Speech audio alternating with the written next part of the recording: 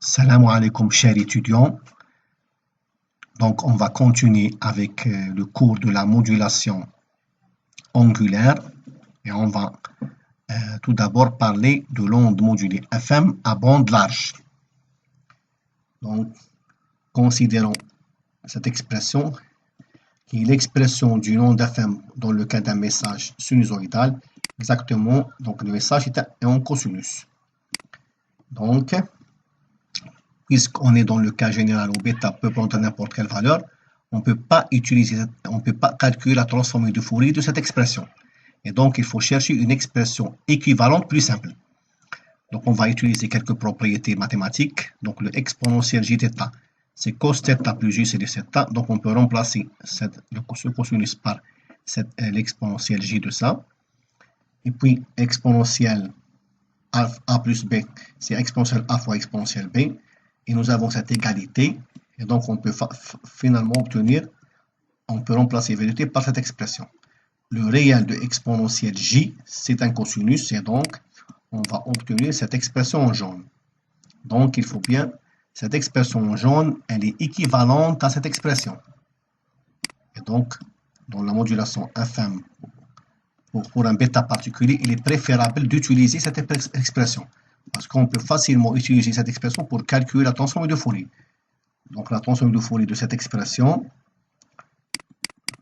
on va utiliser la linéarité, c'est-à-dire la transformée de Fourier d'une somme. C'est la somme des transformées de Fourier. Et puis, le Fourier d'un cosinus, c'est deux impulsions. Une dans la partie positive et une autre dans la partie négative. Donc, on obtient ça. Donc, on peut utiliser cette expression pour tracer le spectre d'une onde FM. Rappelons que Jn de bêta est la fonction de Bessel du premier espèce et d'ordre n. Également,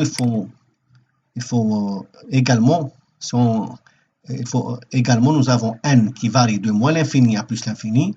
Donc, en pratique, ce n'est pas le cas, puisque si on étudie les fonctions Jn de bêta, il y a un nombre entier grand n, tel que pour les n supérieurs à grand n, la fonction Jn de bêta est négligeable.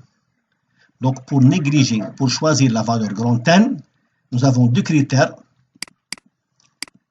Le critère de 10%, donc dans ce critère, on néglige les fonctions Jn de bêta, c'est-à-dire on tient compte que des Jn de bêta qui sont supérieurs à 0,1. Alors, pour le cas du critère de 1%, on ne tient compte que des Jn de bêta qui sont supérieurs à 0,01. C'est-à-dire que si Jn de bêta est inférieur à cette valeur, elle est considérée négligeable. Très bien. On va donner un exemple. Pour le cas de bêta égale à 7, donc pour le cas de bêta, c'est-à-dire l'indice de modulation vaut 7, donc il faut voir que pour le cas du critère de 10%, on va s'arrêter à n égale à 8, puisque J9, J10, elle est considérée négligeable. Alors pour le cas du critère 1%, on va s'arrêter à n égale à 10. Et donc nous avons J11, J12, J13 sont négligeables. Et donc, pour le cas de la largeur de bande, pour le critère de 10%, nous avons 16 FM, alors que pour le cas du critère de 1%, nous avons 20 FM. Nous avons également une autre règle, donc c'est la règle de Carson. Donc la largeur de bande, en utilisant la règle de Carson, est donnée par cette formule-là. Et donc bêta étant l'indice de modulation et FM la fréquence du message. Très bien. Maintenant, on va parler de la génération d'une onde modulée FM. Donc, cette méthode est qualifiée de méthode indirecte. Pourquoi? On va expliquer ça après. Donc, ça, c'est un modulateur. Donc, le but, c'est à partir du message, on va obtenir l'onde modulée. Et donc, on commence tout d'abord par l'intégration du message. On obtient G de t. Puis, on multiplie G de t par sinus. Et puis un sinus qui est déphasé de P2 pour retrouver un cosinus, puis une somme avec un moins ici.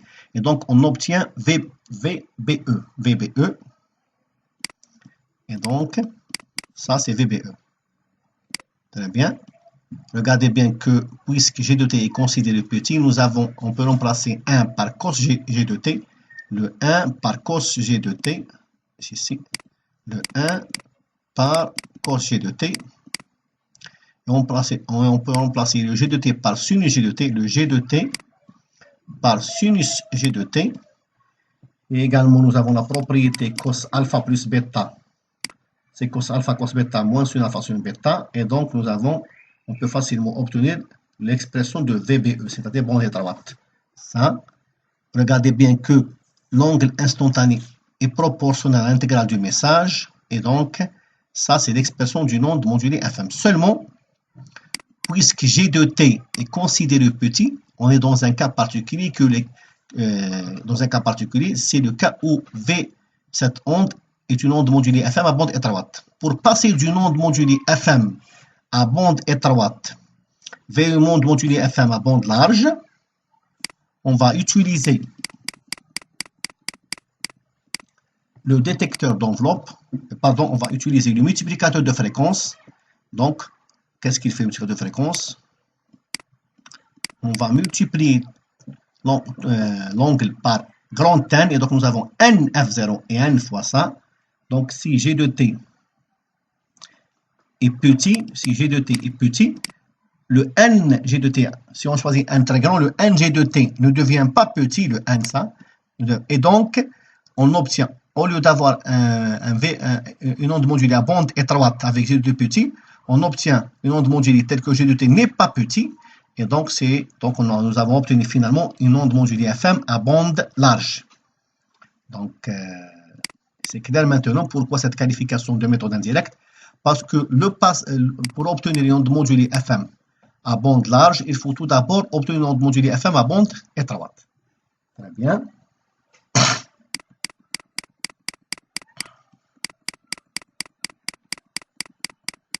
Maintenant, on va parler de la démodulation des ondes FM, c'est-à-dire on va parler du démodulateur. Le démodulateur, à partir de l'onde modulée V de t, il permet de nous donner le message.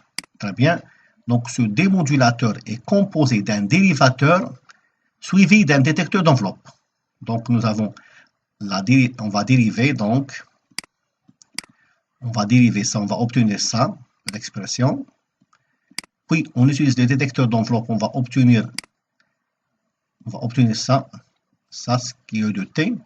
Il est clair que E de t comporte le message, donc si on utilise une capacité, on va éliminer la composante continue, et donc on obtient le message. Puisque nous avons obtenu le message à la sortie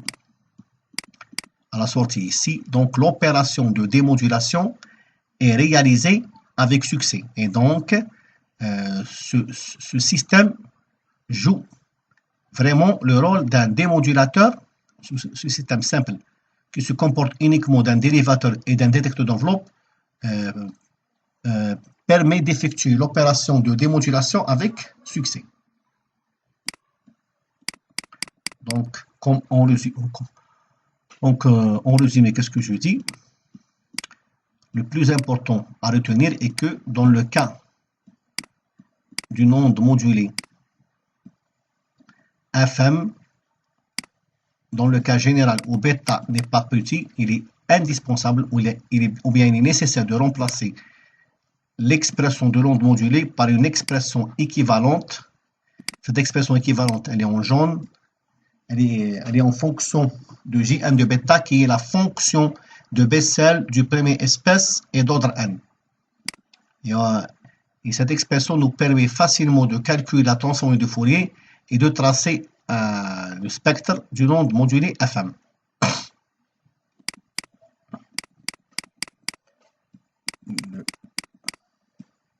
Pour tracer le spectre d'une onde modulée FM, nous avons plusieurs critères. Ou bien on utilise le critère de 1%, c'est-à-dire on ne tient compte que des Gn de bêta qui sont supérieurs à 0,01, ou bien le critère de 10%, c'est-à-dire qu'on ne tient compte que des Gn de bêta qui sont supérieurs à 0,1, et de 1%, on ne tient compte que des Gn de bêta qui sont supérieurs à 0,01, ou bien la règle de Carson, qui est donnée par cette expression. Et pour générer une onde modulée FM, en pratique, on préfère la méthode indirecte, puisqu'il est facile de générer une onde modulée FM à bande étroite, puis en utilisant un multiplicateur de fréquence, on va passer d'une onde modulée FM à bande étroite vers une onde modulée FM à bande large. Et finalement, pour le cas de l'opération de démodulation, il suffit d'utiliser un démodulateur simple qui est composé d'un dérivateur suivi d'un détecteur d'enveloppe. Et je vous remercie, chers étudiants, pour votre attention. Salam alaikum.